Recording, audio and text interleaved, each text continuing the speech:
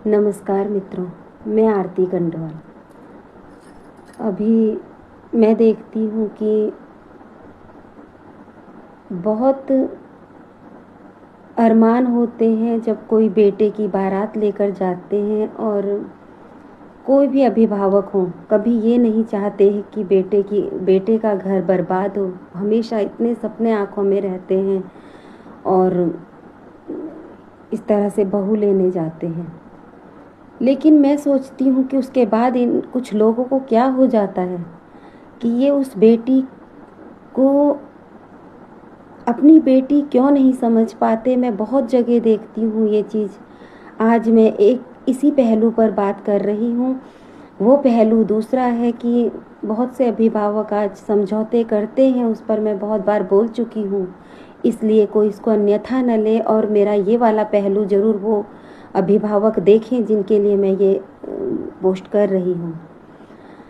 आजकल अभिभावक अपनी भी बेटियाँ होंगी ना किसी की, तो जब बहू लेकर जाते हैं बहुत अरमान होते हैं। ऐसा नहीं है कि उनके अरमान नहीं होते, बहुत खुशियाँ होती हैं। बारात लेकर जाते हैं और दूसरे की बिटिया को अपने घर की रौनक बना कर लाते हैं। लेकिन ऐसा क्या होता है कि वो इस तरह उस बच्ची को रख नहीं पाते।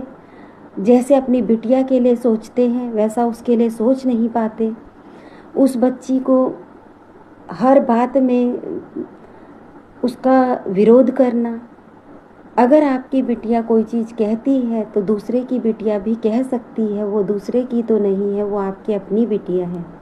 उसको भी उसी रूप में लेना चाहिए ना, इस तरह नहीं। इससे बहुत दूरियां आती हैं कि वही बात आपकी अपनी बेटियां कहेंगी आप मान लेंगे, और वही बात अगर कोई बहू कहेगी आप नहीं मानेंगे। और पहनावे में भी आपकी बेटियां अगर स्कर्ट पहन पा रही हैं, जीन्स पहन रही हैं, और बहुत जगह मैं देखती हूँ कि बहुओं के लिए ये सब मना कर दिया जाता है, तो ये सब चीज़ें अभिभावकों को सोचनी चाहिए, क्योंकि वो भी बेटी है और वो आपके घर की इज्जत है। तो और दूसरा आपके बेटे की वो ज़िंदगी है। अगर आप अपने बेटे का प्यार चाहते हैं तो बहुओं को सम्मान देना सीखिए, प्यार देना सीखिए।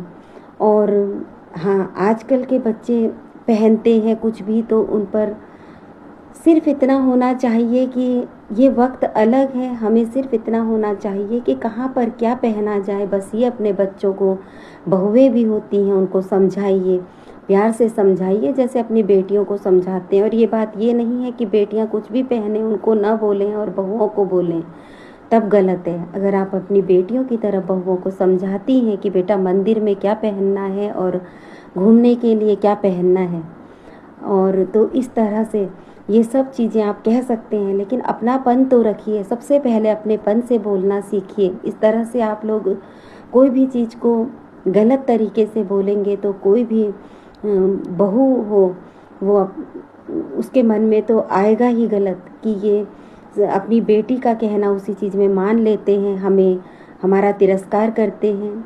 वही काम बेटियां करती हैं तो उनके लिए वाहवाही होती है, और बहुएं करती हैं तो वो उसके लिए बंदिशें लगती हैं। तो बस ये चीज़ें अगर जिस दिन ये फ़र्क आप लोग ख़त्म कर देंगे ना बेटी और बहुओं का, उसी दिन हर घर के हालात इतने बेहतर हो जाएंगे कि न बेटी और बहू में कोई फ़र्क रहेगा, ना दामाद और बेटे में कोई फ़र्क रहेगा। क्योंकि जब समान रूप से प्यार होगा, स्नेह होगा, तो बच्चे क्यों गलत लेंगे। और बच्चों की भी वो ज़िंदगी है और वो बच्चे भी मुश्किल में पड़ जाते हैं जब इस तरह से भेदभाव होता है घर में, तो बेटे भी बहुत पिस कर रह जाते हैं। यही मैं कहना चाहती हूँ आप सभी से कि इस तरह से बेटियां हों, बेटियों को अगर मान सम्मान, आज़ादी जहाँ तक आप बेटियों को देते हैं वही बहुओं को भी दीजिए।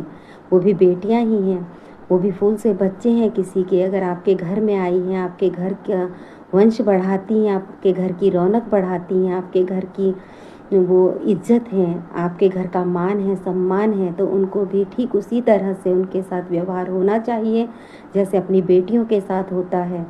तो यही कामना करती हूँ मैं आप सभी से। मैं आरती कंडवाल, धन्यवाद, नमस्कार।